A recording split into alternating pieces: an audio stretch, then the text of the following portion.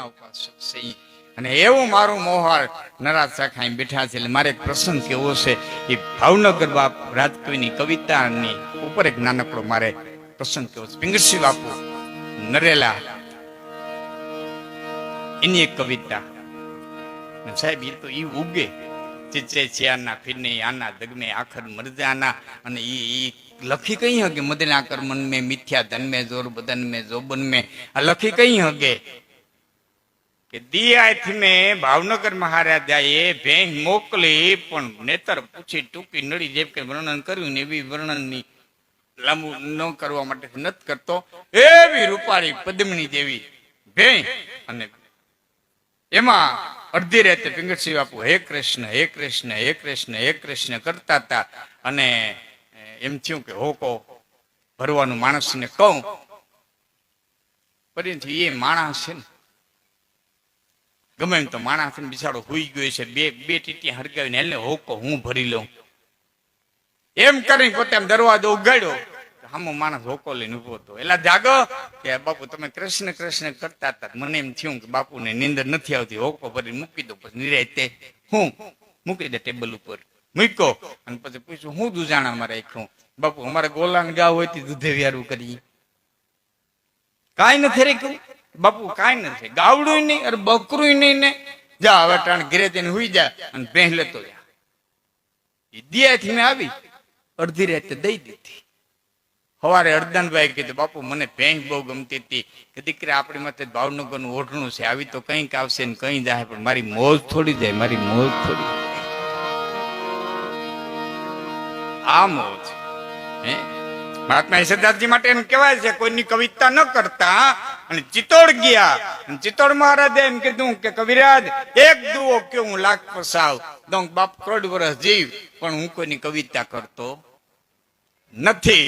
અને તેથી કીધું તો કવિરાજ એક દુવાના 1 લાખ દે એવું રાજપૂત તમને હિન્દુસ્તાનની ધરતીમાંથી નહીં મળે.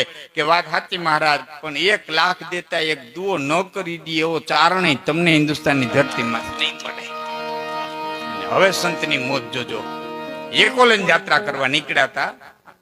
મારા દાદા વાત કરતા, એકો લઈ યાત્રા કરવા નીકળ્યા હતા. અને એ સોમનાથના દર્શન કરવા જતા બાલાગામની નદીના પટમાં જેથી એકો ખૂતો અને ગાડા ખેડૂ ગામમાં જઈને કીધું કે ભાઈ કોઈ હારા રાજપૂત નું ઘર હોય તો મારે જવું છે. એટલે ગામ હતું ને ત્યાં સોરે બેઠા હતા ટીખડિયાર ગામ હોય ને ત્યાં સીસીટીવી કેમેરા બેઠા હોય.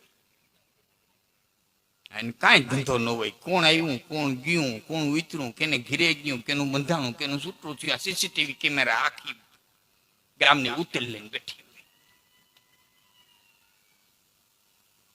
હા પલુભાઈ સાધુ કુંવારી દીકરી અને વિધવા બાઈ આનું ધ્યાન આખું ગામ રાખે, કોણ આવ્યું કોણ ગયું ક્યાં ગયા ક્યાં બેઠા. અમુક સીસીટીવી કેમેરાને આ જ કામ હોય. ટીખડિયા એ ભાઈ કોઈ રાજપૂત નું ઘર છે મારે કામ જરે. હા હા અમારે દાદભા છે. એક છોકરાને મોકલો, હવે ની મોકલો એના પાડ નો જ હોય. ચેટેથી ઘર દેખાડી વયો ગયો અને ગાડા ખેડવા આવ્યો. સાહેબ બાય થોરની ભાંગલ તૂટલ ધાંગડીઓ દેહી નરિયાન મકાન. મનમાં એમ થયું ભાઠે તો ભરાવી દીધો છે, પણ હવે અહીં હું તે આવ્યો તો ગરદની સામું આવ્યો. અરે પધારો પધારો ભાઈ કોણ પરદેહી માણા કે બાપા મને ભાઠે ભરાવી દીધો છે. કે કેમ કે હું રાજપૂત નો. અરે બાપા રાજપૂત નું ઘર નથી, હું ઘાતી છું. કામ હોય કયો ને. અમારા મહાત્મા યશોદાસજી નું એકો ખૂટતો છે, બળદ થાક્યો છે. એટલે એક બળદ જોતો હતો. હાલો હાલો મારે છે ઘાણીએ આંકવાનો બળદ છે ને, હાલો. કઈક બળદ જોડ્યો, કઈક પોતે જોડ્યો. અમારી ઓજત નદી પટવારી ઓજતના પટમાંથી ગાડું કાઢ્યું અને ગાડું કાઢ્યું. સંતના હૃદયની માલિકો મોજ આવી. વરણ કવરણ ન હોય ભલે કવરણ ઘેર વિછરો કરણ, કોયલ કસદ ન હોય ભલે 10 દે પાડી દાદવા. વરણ કવરણ ન હોય અને કવરણ ઘેર વિછરો કરણ. એ મીંડા દાદવાની કવિતાઓ છૂટવા એમાં શબ્દો આવ્યા કે દેતા લાખું દાન તેદી ચિત્તોડે મન ચડ્યું નહીં. 1 લાખ દેતા હતા એક દુવાના, દેતા લાખું દાન તેથી ચિત્તોડે મન ચડ્યું નહીં, પણ બાંધ્યું બાલા ગામ હતો દલ અમારું દાદુવા તે તો દેતા ને લાખું દાન. તેથી ચિત્તોડે મન ચડ્યું નહીં, પણ બાંધ્યું બાલા ગામ હતો દલ અમારું દાદુવા. આ કવિની ઉર્જા, એની તાકાત. શંકરદાન બાપુના છેલ્લા શ્વાસ હાલતા હતા, જીવ જાય આવે. દીકરાએ કીધું, બાપુ કે માનતા બાકી રહી ગઈ છે, કઈ આયોજન કરવાનું બાકી, સપ્તાહ બીજું કઈ પણ તમારો જીવ કેમ જાતો નથી? કે દીકરા કોઈ માનતા નથી કરી, પણ જીવ નથી જાતો એનું કારણ છે કે શું? કે એક મારું વેણ રાખો તો મારો જીવ વયો જાય. કે શું? કે મારી આ ડેલી ચણી અને પછી વંડી તોડીને મારી નનામી લઈ જાય છે.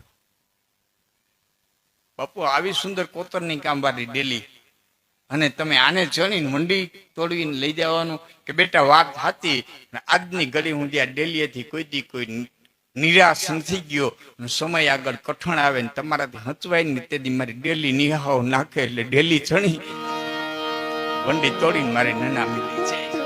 લીમડી રાત કવિ શંકરદાન બાપુ સાહેબ પછી ડેલી ચણીને મંડી તોડીને નનામી લઈ ગયા હતા. મારી ડેલી નિહાઓ નાખે, ડેલી નિહાઓ નાખે. આજે તાકાત, આજે ઉર્જા. એટલે પિંગળેશ બાપુની કવિતા ઉપર મારે એક નાનકડો પ્રસંગ આપને કેવો છે. ચારણની શું તાકાત, શું ઉર્જા. આપણે ચારણો બેઠા છે એને એવી વાત નથી, પણ એની એક અંદરની જે જીન્સ છે. જોકે મારો સ્ટેજ છે ને ભાઈ, એ વ્યાસપીઠ છે. હા, અને તમે હેઠું ઉતારી નાખો તો વસ્તુ નોખી છે, કે આ વ્યાસપીઠ છે. અને એનું સિદ્ધ થઈ ગયેલું હું તમને મારા અનુભવનો દાખલો દઉં તો આજથી 22 વર્ષ પહેલા મેં જંગીરના પ્રોગ્રામમાં, હું નિરંજનભાઈ હતા ત્યારે જંગીરના પ્રોગ્રામમાં 24ના પટેલ રણછોડભાઈ ડાંગરેશ્વર મહાદેવનું મંદિર બનાવ્યું. તે દીના પ્રોગ્રામમાં મેં તે દી એમ કીધું હતું કે જુનાગઢની માલિકો દેવાયત બોદરની એક પ્રતિમા મુકાવી જોઈ એવી ઈચ્છા છે. એ સમય જાતા સિદ્ધ થયો ને જુનાગઢની માલિકો તો મુકાણી, પણ કેટલાય ગામડાઓની માલિકો દેવાયત બોદરની પ્રતિમા મુકાણી. બીજું 15 વર્ષ ત્યાં હું કહેતો આવતો હતો કે હિન્દુના દીકરાને ગીતા વાંચતા આવડતી હોવી જોઈએ. હિન્દુના દીકરાને ગીતા વાંચતા આવડતી હોવી જોઈએ. છેલ્લા 15 વર્ષથી આ સ્ટેજમાંથી હું કહેતો આવતો હતો. બધે ભગવાન કૃષ્ણે સાંભળ્યું, કૃષ્ણએ સાંભળ્યું, કે સરકારે સાંભળ્યું, જેને સાંભળ્યું એને. આજે 6થા ધોરણથી 12મા ધોરણથી ગીતાજીને દાખલ કર્યા. મને નક્કી થઈ ગયું કે આ મારી વ્યાસપીઠ છે, આ અમારી વ્યાસપીઠ છે. એટલે ત્રીજું એક પણ લઈને નીકળો છું.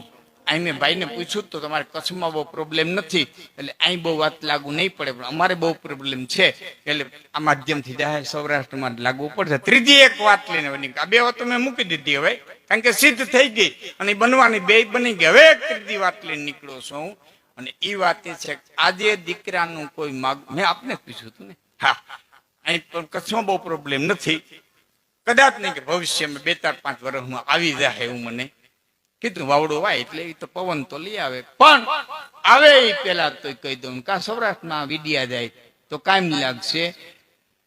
આ પ્રશ્ન એ આવ્યો છે કે કોઈ પણ દીકરાનું માગવું લઈને તમે જાઓ અને દીકરાનું માગવું નાખો એટલે હામાવાળા તરત એમ કે અમારો હમણાં વિચાર નથી. પેલો શબ્દ આ કાઢે, અમારો હમણાં વિચાર નથી. પણ તો એ કે દી છે 3 વર્ષ થયા તો કયો તમે કયો તે દી આવીએ કાલુભાઈ. પછી નક્કી થઈ જાય, જો નક્કી થઈ જાય એટલે શરતો મુકાય. અમારી દીકરી આમ નહીં કરે, અમારી દીકરી આમ નહીં કરે, અમારી દીકરી ગામડામાં નહીં રહી, અમારી દીકરી ખેતરે નહીં જાય, અમારી દીકરી ખેતીનું કામ નહીં કરે, અમારી દીકરી વાહિંદા નહીં કરે, અમારી દીકરી આમ નહીં કરે. તેમે કેટલી શરતો મુકાય. આમાં જેટલા બાપ બેઠા છે એટલે પૂછું, તમે વિધાતા છો? તમે લેખ લખ્યા? તમે ભાગ જોયા? તમે એના લેખ જોયા છે? જેટલી માતાઓ બેઠી છે એને કહું છું, તમે જોયા છે કે શરતો મૂકો. ત્રીજી વાત, જેટલા બાપા આવે દીકરીને શરત રાખીને પરણાવી છે, દુઃખી બહુ થયું છે. રાજા જનકે શરત રાખી હતી ધનુષની પણસ ચડાવે ને જાનકી પરણે. એ રામે પણસ ચડાવી, ધનુષ ભાંગ્યું, જાનકી પરણા. એ જાનકી આખી જિંદગી દુઃખી થયા. સીતા ને સરિતા બાપને ઘેરે નીકળ્યા પછી કોઈ દી પાછી બાપને ઘેરે ન ગઈ. આખી જિંદગી જાનકી દુઃખી થયા. કવિ કાગે તો ત્યાં સુધી લખ્યું કે વનમાં હુકાણી સીતા એ વંશ કેરી વેલડી રે વનમાં હુકાણી સીતા વંશ કેરી વેલડી રે જીવાલા મોતી મળી હુયાણી રે બેલડાના દુનિયા બેટડા રે એને નોતી મળી એક તે દી હુયાણી રે બેલડાના દુનિયા બેટડા રે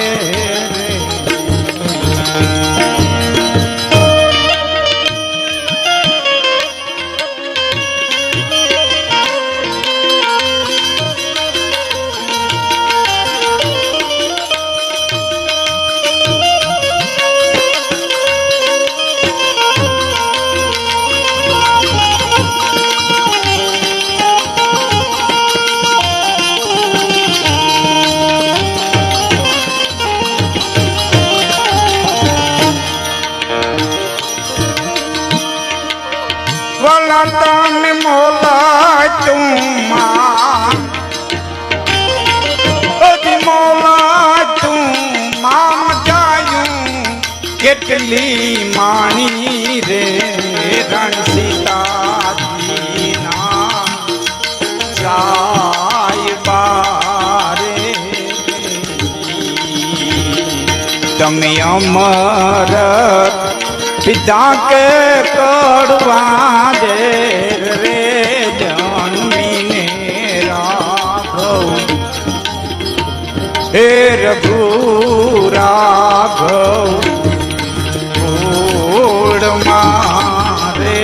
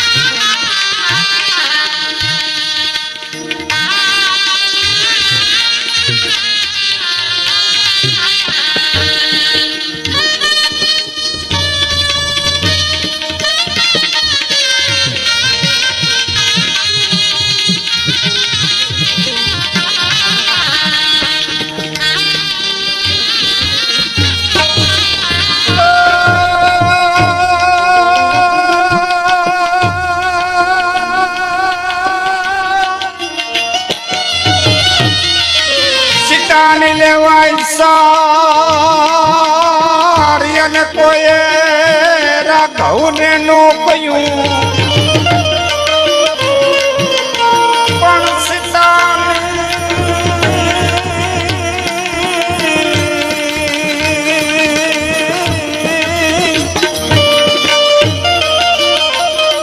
સીતાને લેવા સાથ પણ કોઈ રાઘવ ને નો કહ્યું એ યા તો સ્વાર્થ નો સંસાર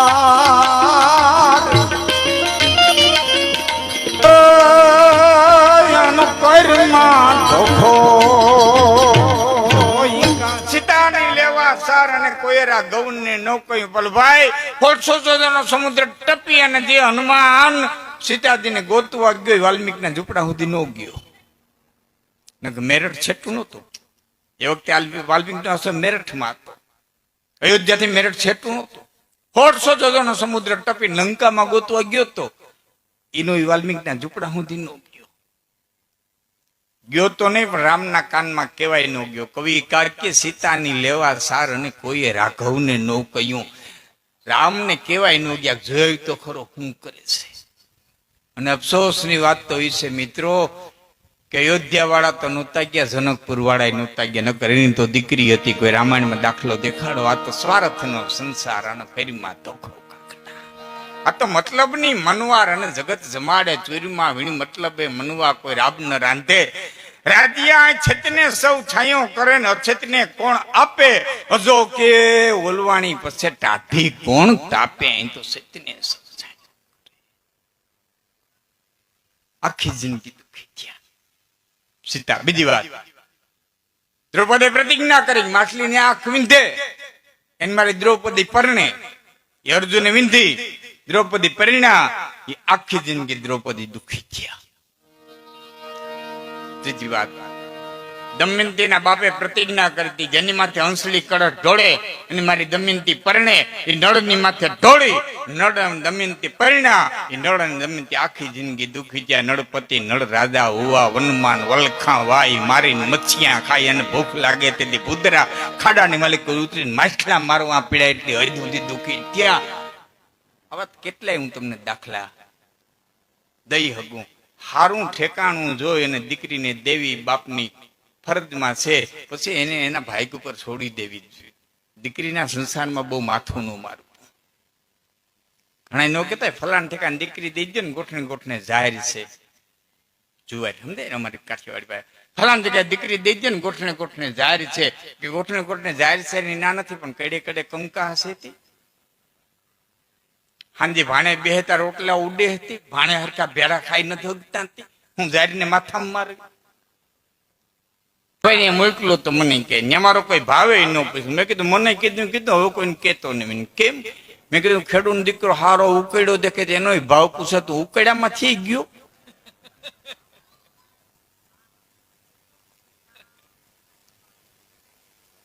બહુ મજાની વાત છે. હા, અને એથી વિશેષ મજાની વાત એ છે, સેઢો સેટો દે ઉકેડો ઢુકડો આવે.